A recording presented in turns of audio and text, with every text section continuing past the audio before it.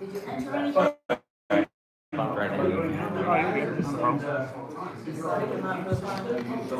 So the thing he skipped over was us hanging out at the. Might as well get a refresh I on. actually go see if they got some. I'm trying to get this going and I can't change the orientation, so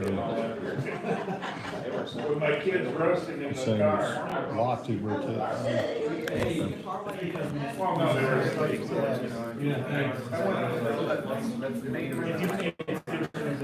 Kind of had a crappy going out.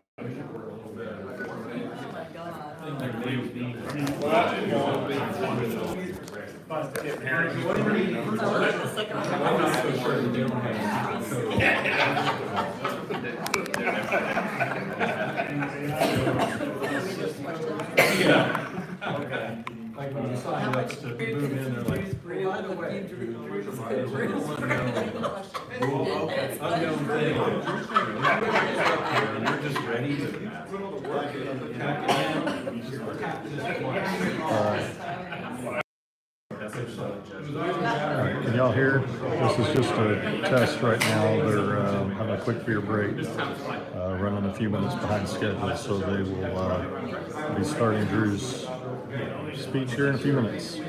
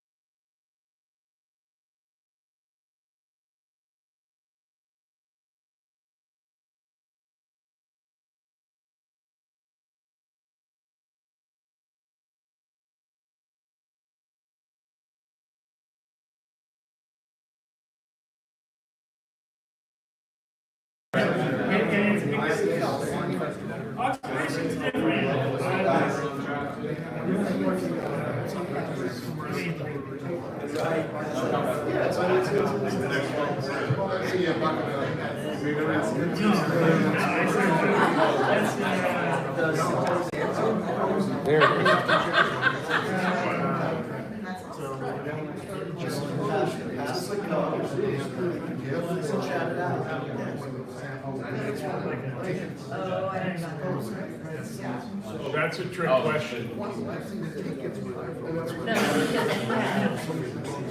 No. I broke a toilet using Scott. But you also broke a toilet using dry ice. Yes. So your toilet's furious. Who does number 2 work for? Check your phone. Make sure that thing.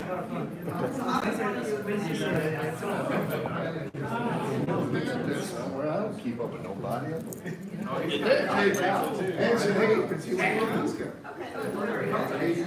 don't want to look at I thought I recognized her as an AHA person. Yeah, I don't remember the book. I guess it's Okay. never made it to China. I thought she had long dark hair. Unless she had long straight dark. Yeah, I just wanted to Yeah. This would have been see what they were seeing.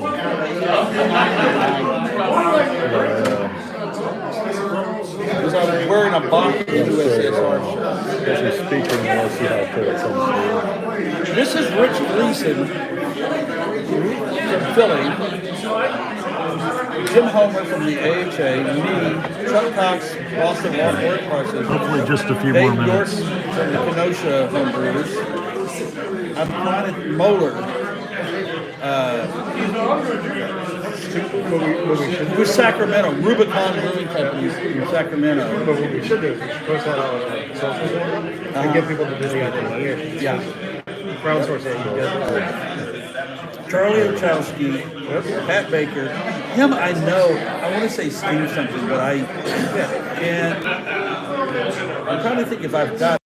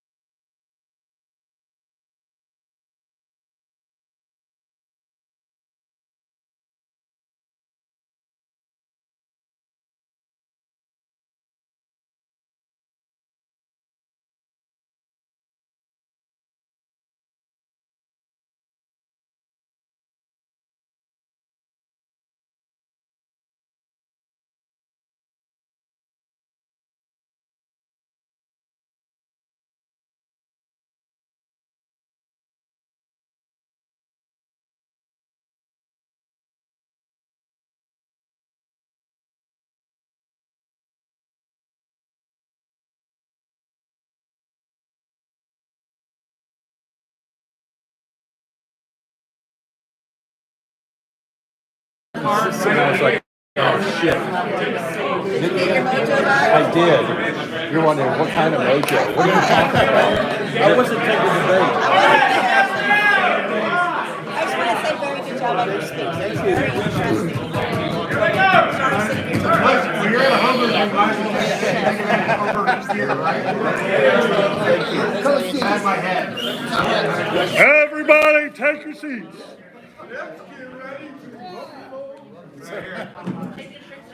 Now time for the meetings hall of the Humberer.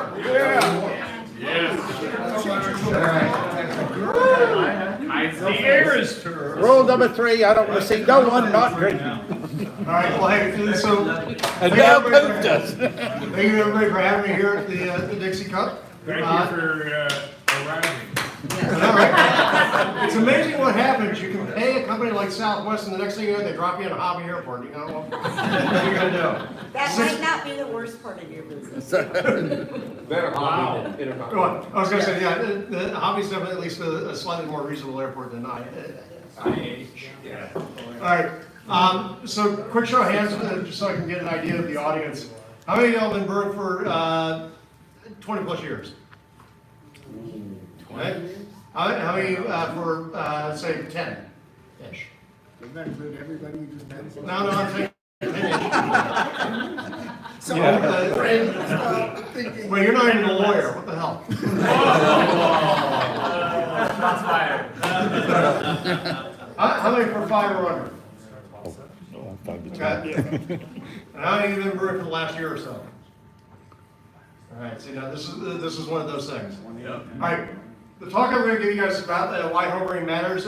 If you've been watching the news, looking around your club, wondering what the hell's going on, you will see that we got lots of wibbly wobbliness happening in the brewing industry and the homebrewing hobby. And I want to remind you all why homebrewing to me is such an important thing that we do. And that's it. We are the stewards and promoters of an ancient tradition. Yes. It's also very silly if we can tell anything by having a 9 a.m. barley wine brunch. Yeah. They've got a giant collection of barley wines back there, and there's a whole giant flight of Bigfoot that hasn't been broken into yet. You will not find that outside of homebrewing. You will not find people who call themselves the Grand Wazoo or the Grand Hygrometer outside of homebrewing. You know? So this is a very silly and a very funny thing that we do. And like I said, it is a very ancient tradition. This here is a bunch of grinding stones and sort of stone jugs that are believed to be from the Natufian culture. And the Natufians were in the Levant, basically from Jordan to the Israeli seacoast, about 13,000 years ago. And these are believed to be materials used for brewing. We also know that there are sites like everybody who's deep into like weird archaeological stuff, like Tepe in Anatolia, which is now believed to be the oldest civilization site that we have. And in the last year or two, what I read was they discovered charred malted grains at the site, which is an indication of brewing. So humanity has been doing this for a very, very long time. I like to always argue that fermentation is arguably one of the most important things that humanity's ever harnessed. You know, everybody wants to talk about the wheel, the lever. Fermentation is incredibly important because it is the closest thing that humanity has to alchemy. Right? Something that we really enjoy. You know? Nice little liquid gold here as I'm drinking this. Hallelujah. Equal parts Kaizen? Yep. Yes. Cheers. Woo! God bless the brewers. So as I said, no fermentation, no humanity. Everything, if you go and you look around your grocery store, even if we feel relatively disconnected from fermentation in modern life, you go walk into the grocery store, you look around, look at the number of fermented products that are there. And I'm not even talking like sauerkraut, right? Or pickles, even though most of the pickles you get in the grocery store these days aren't fermented anymore. Every loaf of bread that you see is a product of fermentation. Yeah. Cheese, bread, wine, all of it is fermentation. And all of it's actually been incredibly important to humanity. And right now, I mean, fine, we're all homebrewers, we're all obsessed about beer. You're also probably a little obsessed about mead, cider. Maybe if you're really crazy and trying to carry on the tradition of Fred, sake. in which case you obviously love tending to the worst colicky child ever. Real name. Yeah. All of that, even though Hold that thought. you're deep into the world of fermentation, right? And so fermentation is just a thing that we love, and you should have a good understanding of it. Now, also, all of us have stories about how we got involved in homebrewing. This is mine. I don't know who that guy is. That was literally me coming back from New Orleans. I was somewhere in New York, and it had been about a 20-hour car drive with 3 of my fraternity brothers, and we were just swapping who was driving at the time. And I think I'd literally just come off of about an 8-hour driving trip, which is why I've got like the 1,000-yard stare in the photo. I got started brewing when I was at MIT. And Fighting beavers. well, the engineers. This is 2018. Largely the engineers, because at some point in time when we started having women's sports teams, they realized that they couldn't call the MIT women's teams the Lady Beavers.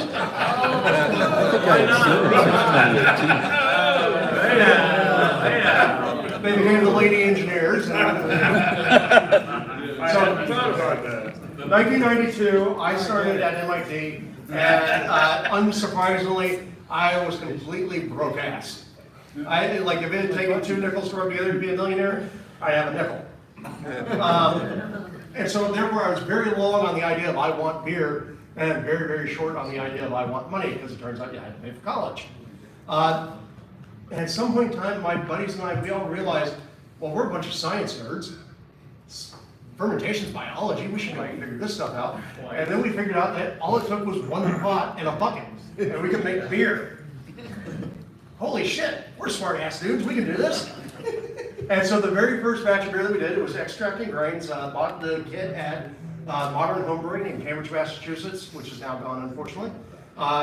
And we made it, and it was a red ale. And our reaction, I think, was probably universal amongst most homebrewers. We made that beer, we cracked open those bottles after an impatient wait, and we went, holy shit, we made beer. This is great. You know? The second batch of beer, like I would think for most homebrewers, because it's also true for me twice now, the second batch of beer might have actually been written into the Geneva Convention as a violation of human and chemical biological warfare. And the third batch, well, suddenly I got very busy at college and I had to wait. So I moved to LA back in 1996, but I didn't actually get started brewing until 1999. And the reason I got started brewing in 1999 was I got involved as a young engineer. As a young engineer, you always end up in one of those projects where you had to prove your mettle. Right? Like, hey, yeah, I'm tough, I can do this. And I worked a project where it was 10 months of 100-hour work weeks. No holidays, no weekends, no nothing. And like literally my one bright spot every week was I would go to Crown City Brewing Company in Pasadena, California, which was one of the oldest brew pubs in there. Somebody's recognizing it. I don't know, I've been there. Yeah. Sadly also gone. Yeah. But Crown City, I would go there every Wednesday, and I would sit there all night drinking beers and talking with the bartenders and the owners, and then proceeding to get my ass kicked in Golden Tee Golf because they played it every day. And I really fell in love with beer at that point. Like I already really liked good beer, but I really fell in love with good beer at that point. And then I remembered all those college beers that I'd made, right? Those 2 batches. And I finally got done with the project. And I couldn't remember what I used to do for fun. Like I walked out of that 100-hour work week project for 10 months, and I went, wait, what did I do for fun? I spent my first Saturday drinking a beer, reading a book, having a fun time doing that. The Sunday, I went, I'm bored. And I walked into the home beer, wine, cheesemaking shop in Woodland Hills, which Scott also knows, because, Scott, can you do your John Dalmay impression? Hey there, Scotty baby, how's it going? He got the good John. And so I walked into that shop and I never really left, because suddenly I found a community of people who were a little weird and a little nerdy and a little accepting of me being weird and nerdy. And I loved it for that. And then of course it got worse because some of you have already brought up books to me to sign that some of you wrote. Some of you have already told me that you listened to my podcast. Some of you have seen me speak in other places. So yeah, it got a lot worse, and now I'm here. Sorry. It got worse, and then you're here. That's what you're saying. Yeah, exactly. I'm not sure where we are on the slope. We'll figure that out by the end of the night. All downhill from here. I think the word is neither. Yeah. So, also a nice little reference for all y'all who might reference. There are 10 million stories in the homebrewing world. This has been one of them. And what is yours? Because we all have a story, right? Bonus points to anybody if you name the movie I'm spoofing there. Also the still from that movie. Anybody? See, you can tell you don't live in Los Angeles. That's the Naked City.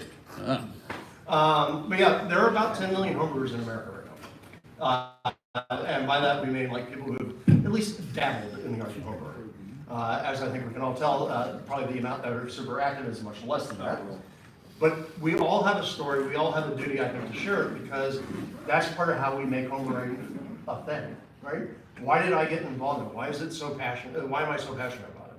Now, if you are passionate about this hobby and you tell people you're passionate, they're either going to be weirded out by you and walk away, or they're going to be the sort of sucker who's going to go, I want some of that energy. What is he drinking? Something didn't win me. Yeah, exactly. Now, a couple of important reasons that I talk about brewing for me is one, it is a mental wellness practice for me. I get to create something. Almost none of us these days have a job that ends up with a physical product at the end of the day, right? Most of us are probably not going and building a car, building a house, putting something together. A good number of us work on something that's virtual. We write words in a document. We make a computer do something. We move magic numbers around. There is something I truly believe hardwired in the human brain to want to feel at the end of the day, I grew this, I made this physical thing exists because of me. And so for me, I refer to this in the slide as a soul-soothing act of creation, because that is exactly that. I can go into my brewery at the end of the day and realize I made this, right? When I was first getting into homebrewing, I had a boss at the time, and I actually was really offended by his question because I didn't really realize the importance of it until much later. He looked at me and said, hey, Drew, I can go into the grocery store right now, and there's an endless variety of beer. Now, keep in mind, this is 1999, so our idea of endless variety was a little different. There's an endless variety of beer that I can buy. Why should I spend my time making beer, right? And by the way, that question is even more relevant today because now you can say, hey, I can walk 5 minutes to a brewery and go have a beer. Why the hell am I going to spend 8 hours making beer? No. And again, like I said, at the time I was young and dumb. Now I'm older and dumb. And I didn't quite realize the importance of the question because really what it is, for me... Everybody. By drink.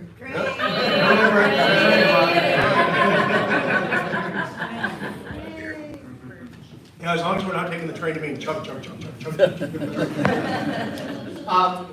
But I hadn't really stopped to think about the answer to it before I got pissed at the question. And the reason is because why do you go into your kitchen and go make a meal? You can go get a hamburger at McDonald's. You can go to your local taqueria and get a couple tacos, probably for cheaper than what you make it yourself. Yeah, but why do you do it? And you do it because there's an act of creation involved. There's also the mental art of, or the mental stimulation part. Like, hey, I want to make this thing, how do I do it? I want to figure out how I throw tortillas into a beer. Does that work? Turns out, yes, it does. You can actually throw tortillas in the beer and they work perfectly fine. We had a member of our club who was famous for this, Doug King, and he used to throw leftover tortillas in his beer, leftover bread that was about to go bad. I got some potatoes, I'm going to throw the potatoes in the beer. And the most infamous one that he's known for is, hey, I had a leftover chocolate birthday cake. I'm throwing that into my beer. You know? Trigger. That's part of what makes homebrewing so great. It is great. By the way, this picture that you see up here, this is Denny and I making the clam chowder saison, which I've become infamous for. Partially, blame Denny for it, because Denny's the one who came up with the idea.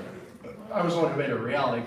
We also have a picture that is that we use for blackmailing John Palmer, which shows John Palmer pouring the mashed potato flakes into the mash tun. So if John ever badmouths me, I have a way to get back at him. It's easy to blame Denny Oh yeah, when he's not here. exactly. And The other thing I will tell you about brewing, one of the reasons why I love brewing to death, is what I'm referring to here in the slide is the quietude of puttering. I am a huge believer in the value of puttering. Endless, just tweak, walking around my garage, which is my brewery. This is my garage before we rehab it. Now it looks a lot slicker. But yeah, just that time that you're spending in the brewery doing the work, it's just kind of nice and soothing, right? It's a chance to kind of disconnect from something, particularly from sort of the hecticness of life. And because also it turns out that when you're in the middle of mashing a beer, that mash doesn't give a damn about anything else that's going on in your life. It's just, you gotta tend to it, right? And to me, that's a big thing. We need quietude, and sometimes brewing a beer, not only is it just for the beer, but it's also just for that little moment of disconnection. The other thing I will tell you is defensive brewing. When I first started taking up brewing in LA, I took up brewing in LA from a defensive point of view. Outside of Crown City Brewing Company, we had like 3 brew pubs and like a single brewery. Keep in mind, this is Los Angeles, right? This is not a tiny town. But we had like no breweries, and there was no good place to go get a beer.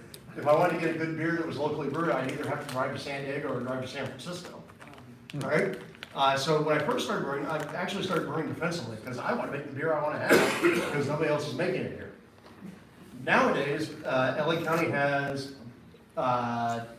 somewhere around 100 breweries. Kind of fluctuates a lot right now because, of course, things are fluctuating.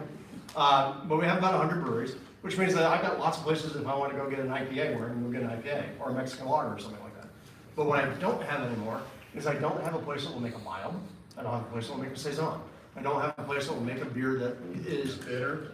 Yeah, just like a little off filter from what the consumers will buy. So now my defensive brewing has shifted from I have to brew because there's no good beer in my town to I have to brew because nobody else is going to make a saison. Right? So much of my focus has shifted in that way. I'll let somebody else brew the IPAs. I'll be honest with you guys, I make basically a batch of IPA per year, just to kind of keep my hand in it and explore some new hops and some new hop techniques. But for the most part, I don't make IPA at home. Because I'll just Same thing. First time I brewed, there was no IPA within 100 miles. Yeah. So nowadays, they're so rare. I'll go get an IPA next door. By the way, one of the other things I'll tell you, I think that, and Scott heard me say this a couple times yesterday, one of the biggest mistakes I think the brewing industry ever made, and it also applies to the home brewing industry, is we stopped focusing on beer education. We no longer kept teaching people what is a Belgian blonde, what is a saison, what is a porter, what is a stout. It just kind of became assumed knowledge. And slowly that sort of went away. So now that you got craft beer drinkers, they go, well, I know what a lager is, I know Pilsner, kind of, and oh yeah, IPA. Give me that IPA, right? So, and that's also applied to homebrewing. So one of the biggest things about it is, if you homebrew, you know beer better, usually, right? You're not gonna get away with being a guy who goes, oh, I know what a Pilsner is, I know what an IPA is, what's a stout? You know, if you're homebrewing. So, this is also the other thing, the homebrewing in this community. You have probably read a lot recently about various loneliness epidemics, right? You usually hear a lot about the male loneliness epidemic. Turns out if you look at sociological studies, loneliness is not so much a gender thing, it is very much a broad thing that's happening right now in communities. So it is really all about us. Now, there is a big loss of that sense of community in a lot of ways. And the thing about beer that I love is that it is something that is pretty universal to talk about, and it's a lot more interesting to talk about than weather, and it's sure the hell a lot more pleasant to talk about than politics. So the other thing, if you go and look around, is it used to be a thing like everybody had their church that they were doing things through. They might have been like in the Rotary, they might have been doing this, they might have been PTA. Doing something in a homebrew club is also a way to bring back that sense of community and that sense of, oh, I got to do something. Like, hey, Paul needs help with the Dixie cup. So I'll be over there and I'll be doing this. You got another volunteer. But like literally just that sense of, just that I sense of think showing women should up. take it over. Oh, wow. A racist or sexist. Been done. But literally just that act of showing up, to say, hey, help move some jockey boxes, go fill the water tank, whatever. Doesn't matter how simple or stupid or easy it is. Just that little act is incredibly empowering to the human brain. And homebrewing clubs offer a chance for that, an easy chance for that. It is very, very, very easy to live a life nowadays that is sort of completely disconnected. Like, I go to work, I drive home, I get home, I make dinner, I talk with my wife or my spouse or my partner, I do something with my kids, I go to bed, rinse, repeat, right? Being able to have a community to point to and say, hey, they need me, is actually incredibly useful for the brain. And so homebrewing is one of those great ways to do that, right?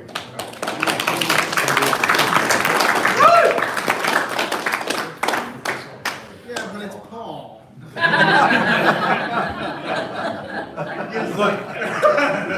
Look, if it helps you, don't think of it as doing something for Paul, think of it as doing something for the spirit of Fred. Hey, that's a much better way to think about it. Hey, Dixie Cup is the oldest thing we had for craft beer and home brew in the entire freaking state. I can't think of any other institution that's been around as long as us. We need to keep this alive. There you go. And that's why I put forth the effort.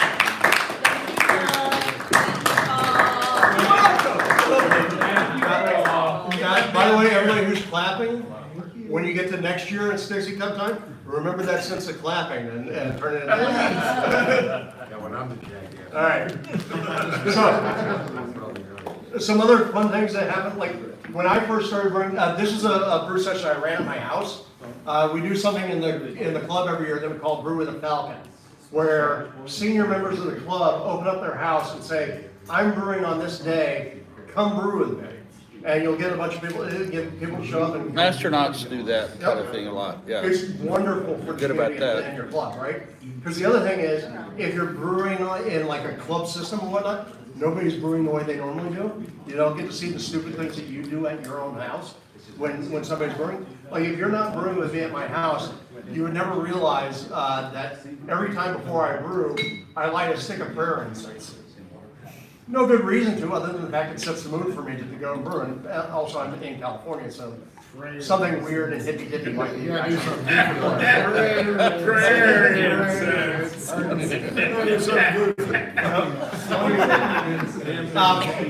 But I also remember years ago when I first started brewing, it was back like when everybody was thinking about like the apocalypse and the zombie apocalypse was a big thing, and people were like, largely kind of joking about it. So like, oh my God, what's going to happen if the zombie apocalypse hit?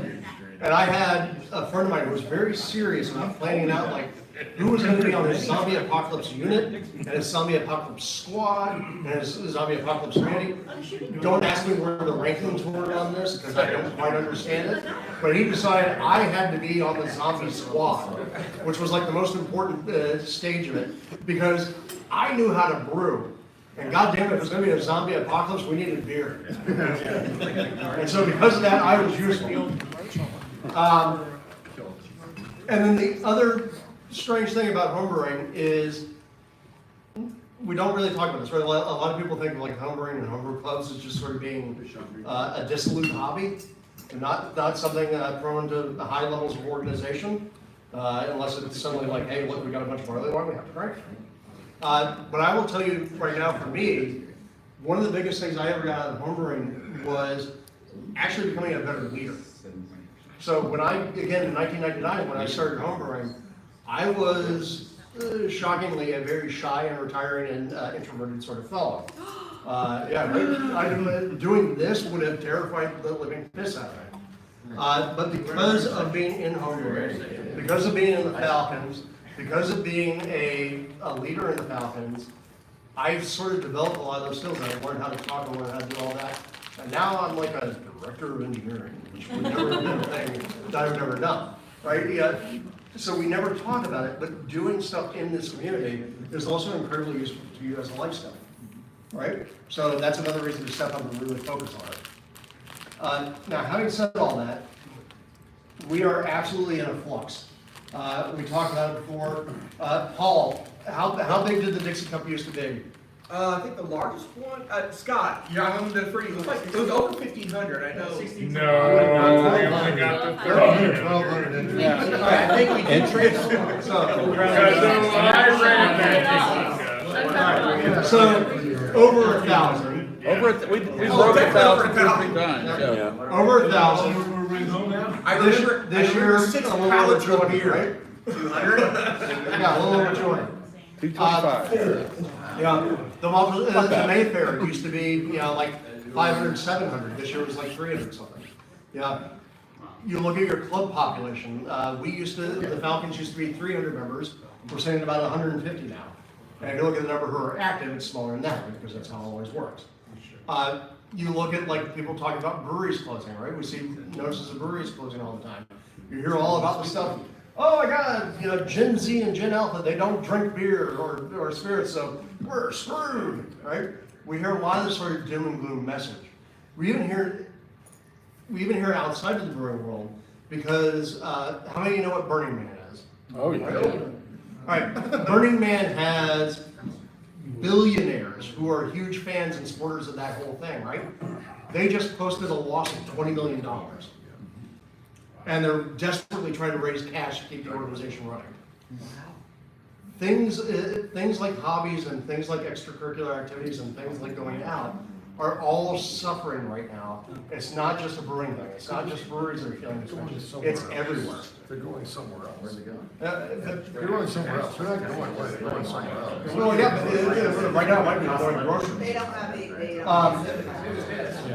a, So, one of the very important things to realize is that when the message that's surrounding you is all sort of doom and gloom and things are bad, it's very hard to stay up and upbeat and positive.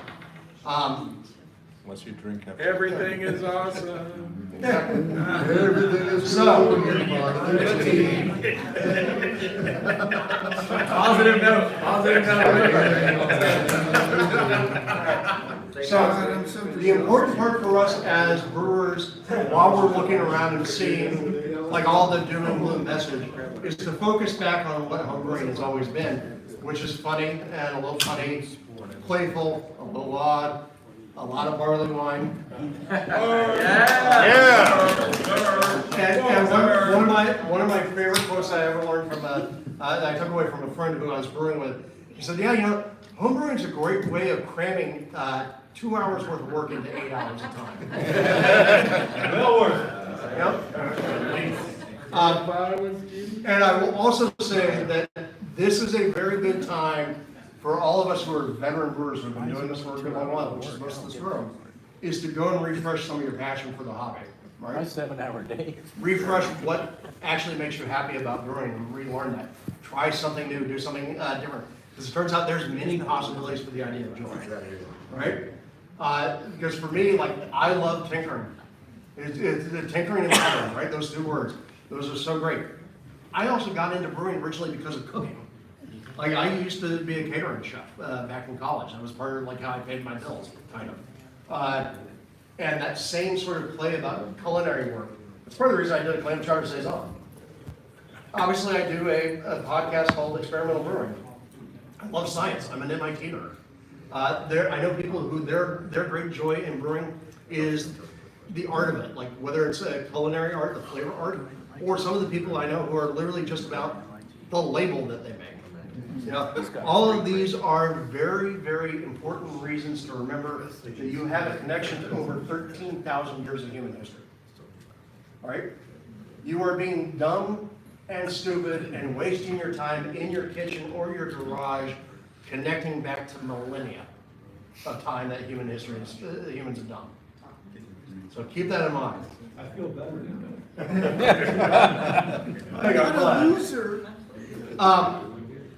So part of that, and Paul asked me to speak on this, because these are the messages I want you guys to take away about why I think homebrewing is so great. But part of that right now is we're going to have to get into the AHA. We're going to get a theme song. Yeah, what's going on?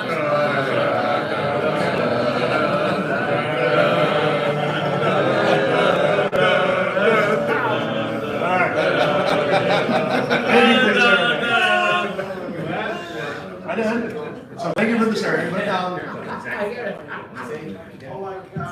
So if you hadn't paid attention, earlier this year it was announced that the AHA has been spun off from the Brewers Association. So the AHA is now fully independent. We actually went fully independent as of July 7th. So there are a shit ton of details about what's happening in this space, and I don't quite have all the time in the universe to do that for you guys. So I'll be covering the high points. You can ask questions about it. How about the low You points? don't want to answer. You can ask questions there, or you can come find me later and ask me questions more truthful I'll be. But this right now, this is your current board. You got Sandy, Gary is back, I'm there. Shauna is continuing as the chair. Greg Roscoff is continuing on the board, and he's a finance and association whiz. And then also Julie is continuing as the executive director. Now freed of all the constrictions placed on the organization by the VA. Gary is our friend. Gary is great. So I love the fact that you had the turkey logo. Yep. There's the turkey logo again. Yep. The AHA was actually formed first, and then the Association of Brewers, which later became the Brewers Association, was formed, and it became the parent. The Brewers Association is a very, very big ship. It is a tanker, and it cannot move very quickly, and they have their own concerns, and they have a lot of laws and rules about what they can do and can say. So the AHA is much better served by us being sort of lighter and agile and more focused on what we give a shit about, which is homebrew, right?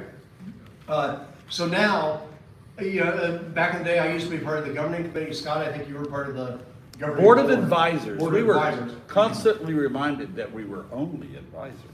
Even, by the way, even the governing committee was only advisors, but now the board of directors is actually a board of directors. We have the ability to make changes. So this change is actually going to be really good, and I hope that it does away with the evil empire theme. Can we have a cool logo? We do, the turkey. Yeah, the turkey. Is it back? No, it's not. It's not. I've Bring been, back the turkey. I've been pushing. Wild Stallions! I've been pushing. I love the turkey. I think the turkey is perfectly emblematic of homebrew. And Frank would love the turkey. Exactly. So, just as a reminder, this is what the AHA actually provides for today. There's a shit ton of services that happen because of the AHA, and right now we have a brand new company that's helping us deliver all of them. God help us, it's a lot of work. Homebrew holiday, I can get a day off from work? Yeah, you can. You have to just call PTO. And actually, by the way, if you want to know one of my gigs now with the AHA, is I'm actually sort of in charge of the homebrew holidays. So if you have an idea for a big brew or fermentation or one brew day, let me know. So the current state, like I said, we're newly independent from the VA as of July 7th. So this year's NHC finals was the last event put on in conjunction with the Brewers Association. From this moment on, it's just us. You will hear a lot of stuff about where the membership is. So right now we're sitting at about 20,000 members. And that's down from the height, which was around 46. But I will tell you this, when I first joined the governing committee, it was 7,000. So even now in this down period, we are still more than twice the size that we were when I first joined the organization. So if we could manage to go from 7,000 to 46, we can still keep going up. Very good. Yep. So does that mean when you guys have independent from the VA, you guys think maybe you'll have another independent HomebrewCon or? Yes. The big priority, and we're hoping to have some more announcements next month on it, is HomebrewCon will be happening in 26. Where it will be and what the form factor of it is still being decided. There are what they call RFPs out to try and get information back from Oh, merchants. and who are you soliciting for RFPs? Right now it's all being worked through our association management company in SAM. So right now they're working with the cities. They're working with the cities to try and find it. As we go on, I think we'll bring. We know an organization who's been able to put on a little bit of a thing back in the day. Yeah. Well, So anybody who's been around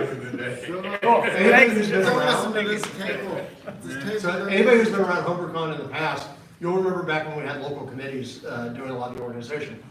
Expect to see some of that come back, because we all think that's very important to the flavor of how this works.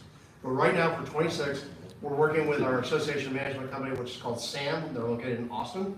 And SAM is helping us do RFPs with the various cities. I've told the board, and everybody agrees with me, that I don't care if we have HomebrewCon in a conference room in the Holiday Inn Express in Dubuque, Iowa. We're having a HomebrewCon. I grew up in Dubuque. So he's down with it. That's what's wrong with you. You're not going there. And there is no Holiday Inn. There's a Holiday Inn. They rebranded it as a Holiday Inn Express now. Oh, it is? When I first said that, I completely pulled that out of my ass. And then I went to Google and found out there's a Holiday Inn Express in Dubuque. Yes. I feel smarter now. Yeah. So very important for organizations to always make up, what it is that they want to do. That's the AHA's vision. That's what we want to get to. A homebrewer in every neighborhood and a homebrew club in every community. One of the things that I'm very, very passionate about, if you haven't figured this out, is the importance of a homebrew club. And strong homebrew clubs make for a stronger homebrewing hobby. So one of my things in the group is to actually help drive some of that, right, and help get the clubs to be stronger, and help clubs figure out how it is they operate in the current climate, right? The future state. The future state where we're going in the next year or so is, as I said, we're going to get back HomebrewCon. It's coming back. We're putting up elections, right? We haven't had elections in a couple of years, and I'm hoping somebody kicks me off the board. Thank you very much. How much does it pay? Right now the pay is a free trip to Boulder and one other place of meeting every year.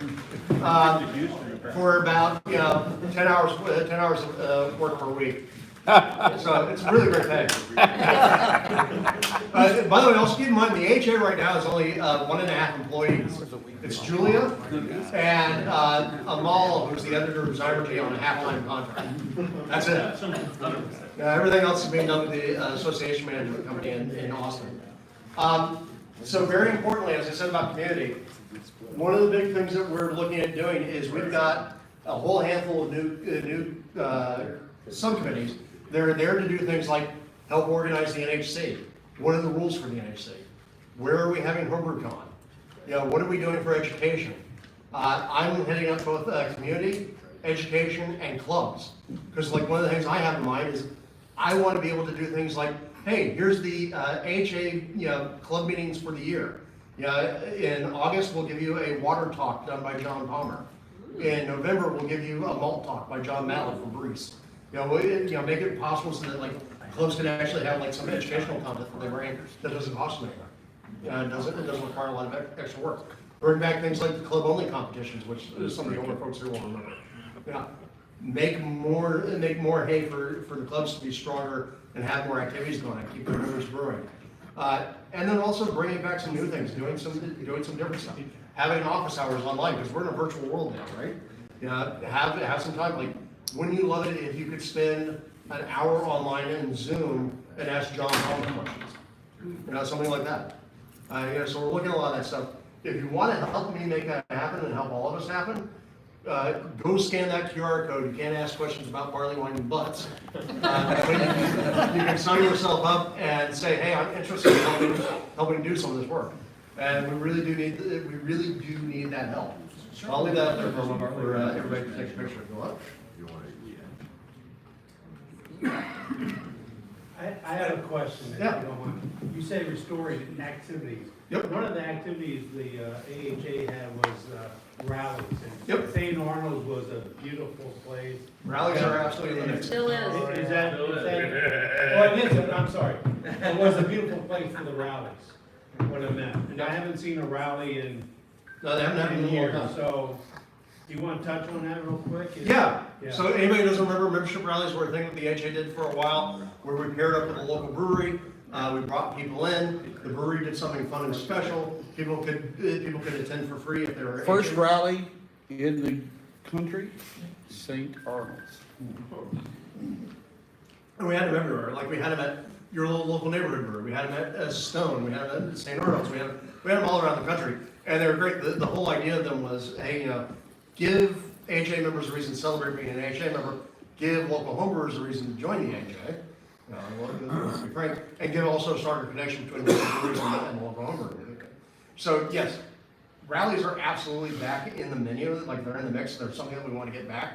The one thing that we got to figure out is, part of the reason the rallies got discontinued was they were kind of expensive to run because you had, the AHA was sending out staffers for everything. Right. And so we got to figure out what that looks like now, how do we make it that valuable without necessarily spending all that money? And also keeping the quality up, right? So that's kind of the hard part. Okay. But yeah, rallies are absolutely in the mix.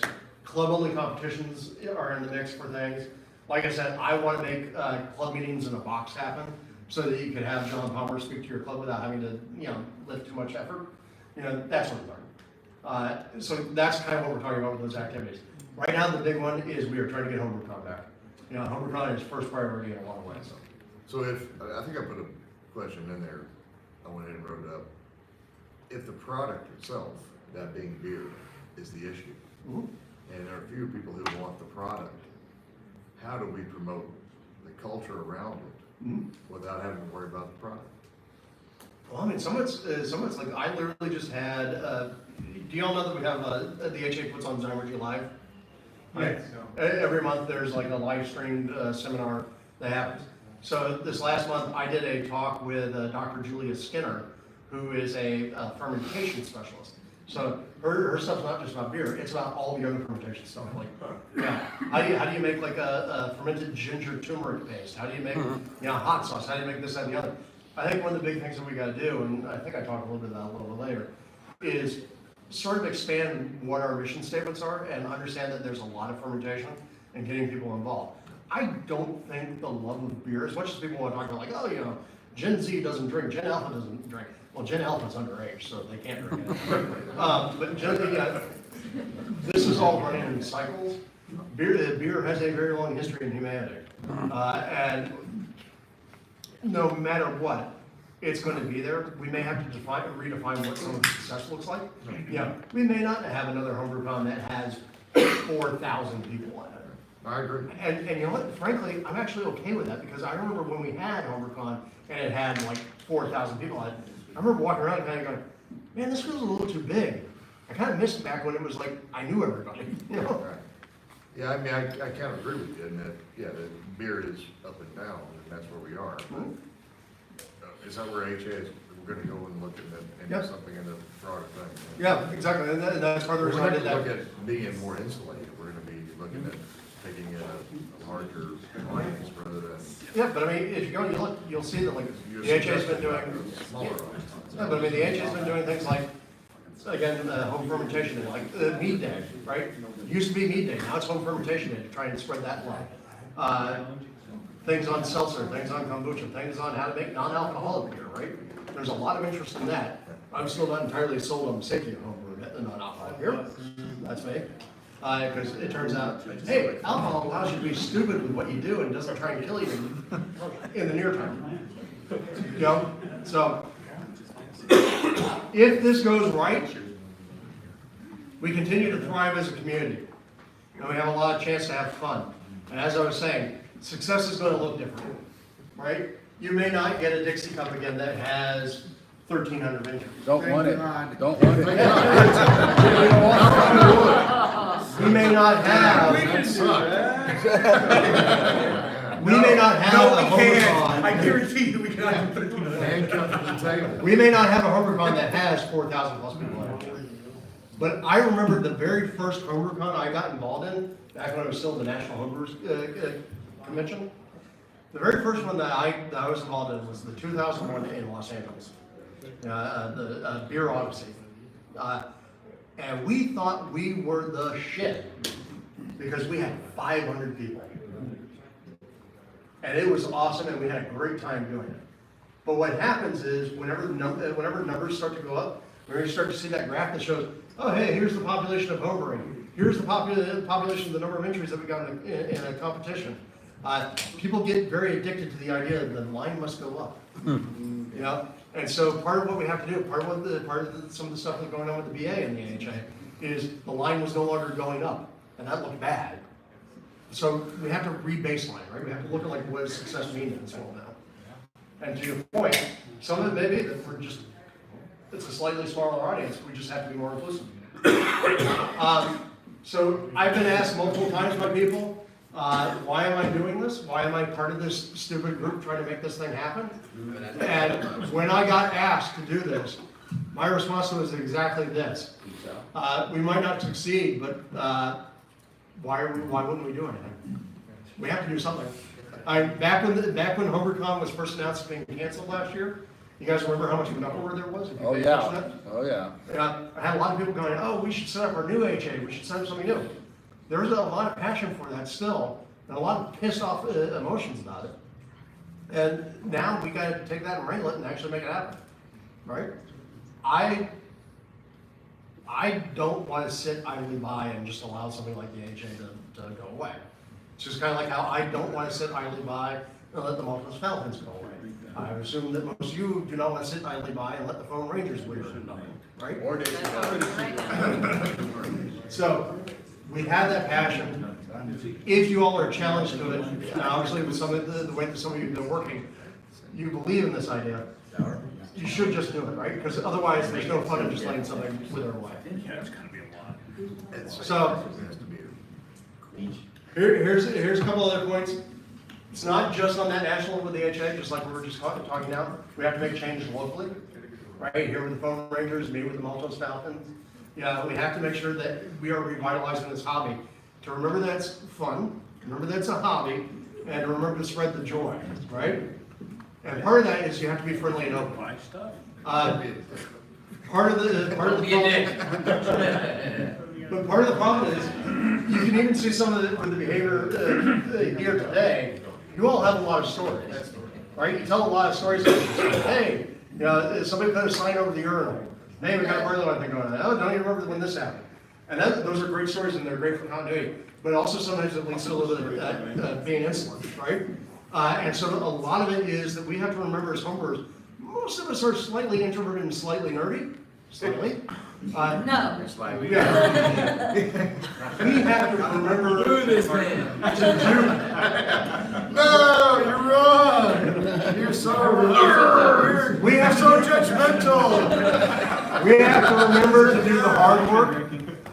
What seems like the hard work for us to be, you know, open and friendly and to answer. I'm sure, Scott, you've answered every newbie question about 500,000 times in your life. And you have to be ready to queue up and answer it for the 500,000th person. And do it in a pleasant and wonderful and welcoming opening fashion. This is a very big revival tent that we live in. It is not just about, hey, I make the world's best IPA, or I make the world's beers that skew the hardest in the Rheinhutzgebot.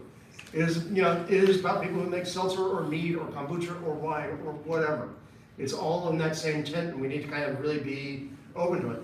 And also, very importantly, because I know this is a big one, is, again, humanity's been brewing for 13,000 years. When they started doing it, they had no fucking clue what a temperature was.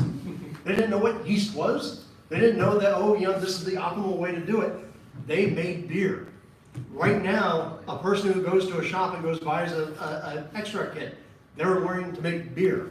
You know, somebody who's doing a brewing system that is different than you, they've got a Zap Pack bucket. They got a couple buckets with holes drilled in. They're making beer. The guy who's got all of the stainless steel equipment, the stainless steel wall, where you were, and the fancy shiny stuff, is making beer. And we are all doing that same thing. We are all being incredibly stupid and having a lot of fun. But I will remind you, most importantly, it's not just about brewing, but the biggest rule that you can ever follow in life is what's called Wheaton's Law in the internet. And Wheaton's Law, Will Wheaton, aka Wesley Crusher, his rule is don't be a dick.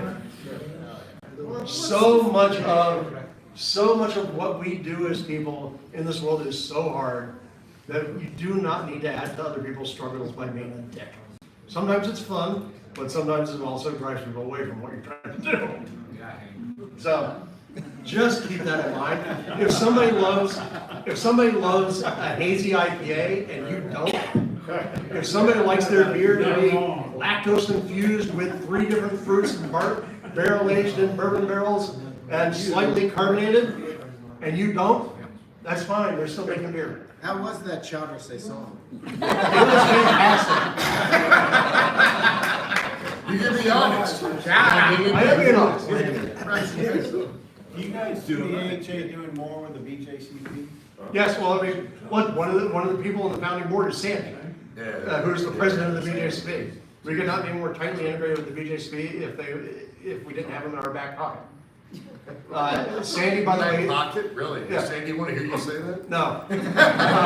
Sandy. So, by the way, just so you know, like with the National Homebrew Competition, Sandy's in charge of that committee. Sandy has ideas about how to make that different and, you know, bring back some of the love to the event, right? Doing things like changing the fee structure so it's not $29 for every entry they do it, right? So that stuff is happening at that level. So yeah, the BJCP and the AHA are tightly coupled.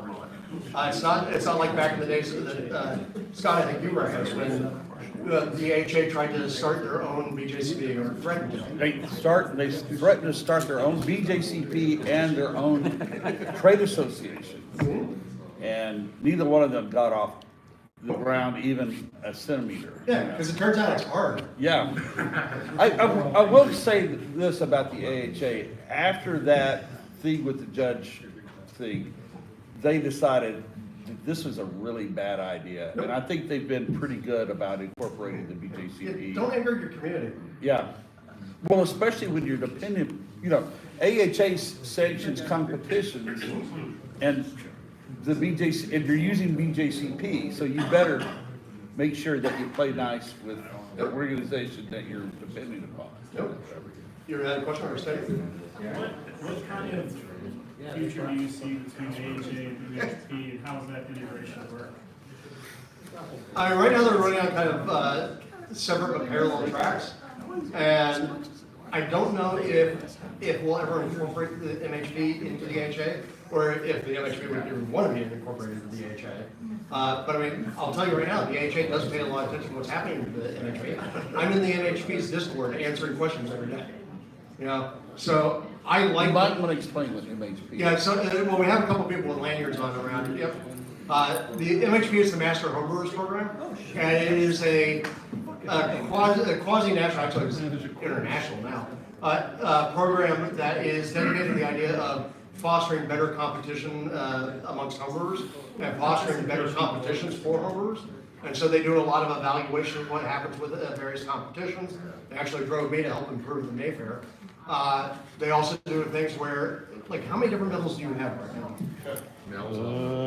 3 stars. Yeah. So they award you medals and ranks on how well you do in competitions, how well you participate, how do you get have you gotten a 38 in every category? That's what. So they're doing a lot to drive that very passionate segment.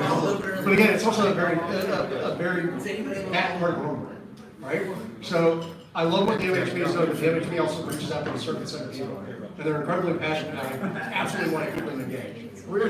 So yeah, I don't know if they'll ever intertwine. I know that there's a lot of back and forth, like Matt bringing ideas to the AHA, or us talking about them. But yeah, I think they're going to continue to run a kind of parallel track with us paying attention, paying a lot of attention. And I know like some of the things they talked about with the NXT are probably going to be all right, over here. Real quick, I'm almost done, and then you guys can go back to drinking barley wine. Sorry, we're out of beer. No worries. Take your time. Let it take down the wall. Reagan style. You were about, I think I did NCAP for a while. Well, okay, so now NCAP that you just mentioned, the Master Championship of Amateur Brewing. I was on the competition committee for some years. So NCAP in a lot of ways is a proto MHP, right? And the MHP has taken what NCAP was doing and sort of blown it up with a lot of gamification and like additional touch points, which has actually been really kind of cool. That's pretty smart, dude. Right? It is absolutely great. What they bring to the homebrewer who is a competitive homebrewer, like somebody who's interested in competitions, is absolutely, balls out, right? They bring a lot of value for that homebrew. But of course, the big thing I said just about it being a big revival tent is there's a lot of homebrewers like me who give two rats ass about the meeting. I'm not a competitor. So therefore, it doesn't serve me as well except for to see the passion, right?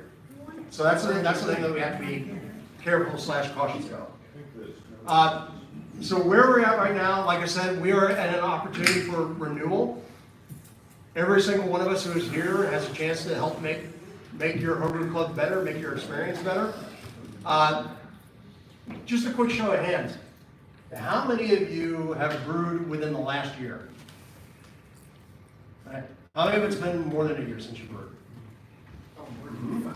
Well, No, don't do that. I certainly be honest, guys. So, here's the thing. One of the biggest things that we can do as an organization, both the HA and locally, is to go find your lapsed brewers and reignite their passion for brewing. Get them to be excited about brewing again. Because if they're excited about brewing again, they'll help out more with what you guys are doing as a club, right? Go and find new leaders, right? If you continue to depend upon Paul to keep trying to get the Dixie Cup going, at some point in time, he's gonna burn out and it will die. So you have to find. Eventually, I hope. I got some kids to raise up. I know, So, so you gotta find those new leaders, you gotta find those new ideas. Again, like we were talking before about like, hey, the homebrewer identity is a beer thing. Right now, for whatever reason I don't understand, the Falcons are experiencing a blow up in meat making. Right? We have incredibly passionate meat makers who have gotten super excited about doing that inside of our club. So you know what we're doing? We're embracing them. Drew, I'm gonna propose something to you. For someone who doesn't actually want to brew so much anymore, but is still passionate about someone else brewing, to encourage that. Because you asked that question, but you made kind of a judgment call. You made somebody feel it. But you did. You implied if you haven't brewed recently, then there's a reason that you've lost the passion. I still have the passion, but I'm very passionate about people still brewing. I don't brew much anymore, but I'm very passionate about those brewing. So I want to be able to give some way to support those who want to do it to brew, but without having to go through it myself to do it. I don't want to. Let's do that. Let's get to that point. That's right, you may not. I'm right there with you, man. Judging as much as you can. I got lots of passion. I support brewing. I want to support home brewing. I want to keep going. I want to keep that going. That's fair. That's absolutely fair. So here's the thing. That's a good point. To your point, the actions that you take don't have to be big, right? They just have to be actions. You just have to be out there doing it. And to your point, I don't care if it's brewing or if it's mentoring. Something for the board to consider when you're thinking about how we do it. It's not necessarily to get people brewing, but those who are passionate about home brewing, whether they're doing the brewing or not. Absolutely. That's good. That's a good point. Thank you for The making bigger the tent, the better the party, right? Absolutely. So here you go. Well-spoken poser. One of my absolute favorite movies. Roll the hay! Yeah. If you brew it, they will drink it. Home brewing is not dead. This is a very weird and noble hobby. Or it's a very weird hobby with lots of barley wine and big and most everybody I have met in homebrewing, somewhere around the 99.5% of the homebrewers I've met, have not been assholes. They have not been bad people. They have been interesting people. They have been weird people.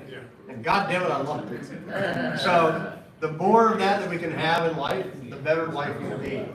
So again, go and take that away.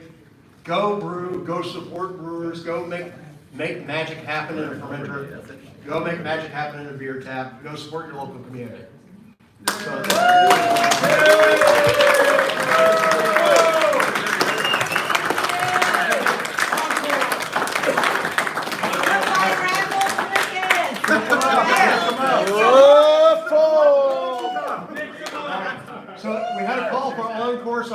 start again? I gotta go, yeah. What'd you say? All right. Here, just, I'll take a look through the questions real quick and see what we had from people. If people are interested in that. All right, there we go. You're short? No, not. What did I do? Oh, I don't know. Can I verbalize a question? Sure. All right, you mentioned some challenge with non-alcoholic brewing, and I don't know if it was technical or otherwise. Can you elaborate? Yeah, it turns out like non-alcoholic brewing is really cool and interesting. It's also incredibly dangerous. Because you have to vacuum distillate? No, because a lot of it, well, most homebrewers are never going to be able to do vacuum distillate. Most homebrewers are going to try to do arrested fermentation. A what? Arrested fermentation. Okay. Using less attenuative yeast and that sort of stuff. Yeah. And the big problem is that even if you did vacuum distillation, once you take alcohol out of the equation, we lose all the sort of benefits of producing it. Yeah. So suddenly if you can non-alcoholic beer, you can non-alcoholic beer, you just take something that is very cheap. So what about water bath canning? Absolutely. But the problem is it's another thing. Okay, thank you. All right. Here, real quick, I'll run through a couple questions and let you guys get to your words. Last thing I permitted, hatch chili hot sauce. I just made a batch of hatch chili hot sauce.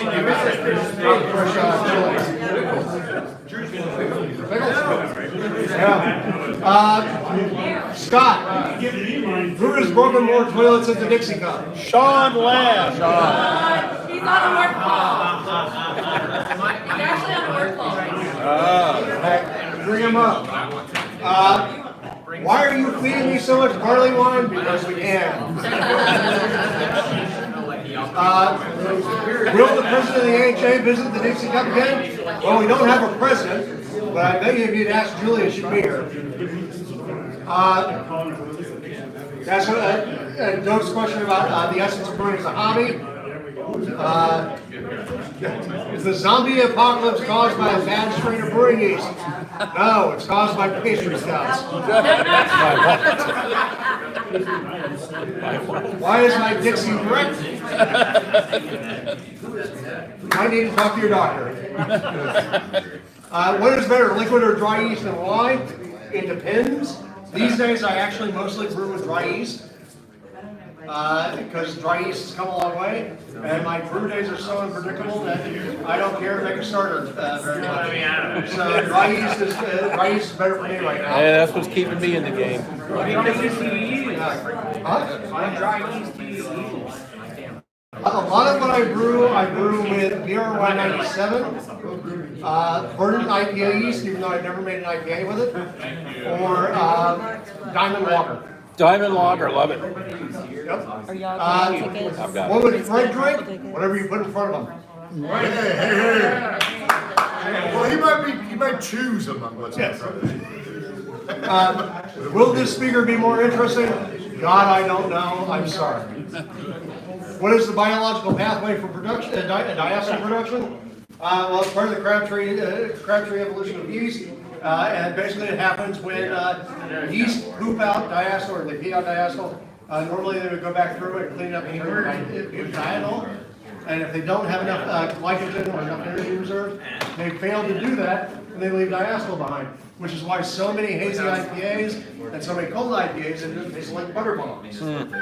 Because you get hop cream in the can, you get the yeast to pick up, they make alcohol, they produce diacetyl, and then they didn't have enough energy to go clean it up. How many barley wine did the BOS judges drink before rejecting my beer? All of them. Not all of us, some of them good damn. There we go. I had to turn to ChatGPT for the answer on this last one here. Good answer. On your own, I will not. So, how much brew could a few Drews brew if a few Drews could brew? Good brew. Right? A few Drews could brew a few brews, but if they really put their mash tuns to it, about 390 gallons per year. Why does the lyrebird lay its eggs in the air? Because it's in Australia and it's lying to you. Does this bottle make my butt look fat? No, your butt makes the bottle look thin. Good question. Are you still?